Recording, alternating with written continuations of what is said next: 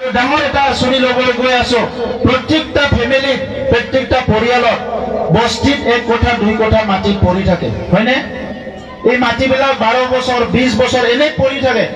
প্ৰত্যেক ফেমিলিত এই 1 কোঠা 2 কোঠা আধা বিঘা বস্তিত যে মাটি এনে পৰি থাকে, সেইখিনি মাটিত MGNREGA দিয়ে আমি অগৰু গাছ আৰু ভাল ভাল দামী গাছ আমি ৰুই দিব বিচাৰিছো, যাতে আপোনালোকে ইয়াৰ পৰা লাখ লাখ টকা উপাৰ্জন কৰিব পাৰে 10 বছৰ 15 বছৰ পিছত। আৰু ডাঙৰ এটা আঁচনি ল'বলৈ গৈ আছো।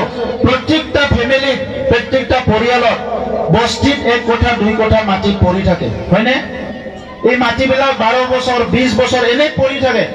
প্ৰত্যেক ফেমিলিত এই 1 কোঠা 2 কোঠা আধা বিঘা বস্তিত যে মাটি এনে পৰি থাকে, সেইখিনি মাটিত MGNREGA দিয়ে আমি অগৰু গাছ আৰু ভাল ভাল দামী গাছ আমি ৰুই দিব বিচাৰিছো, যাতে আপোনালোকে ইয়াৰ পৰা লাখ লাখ টকা উপাৰ্জন কৰিব পাৰে 10 বছৰ 15 বছৰ পিছত।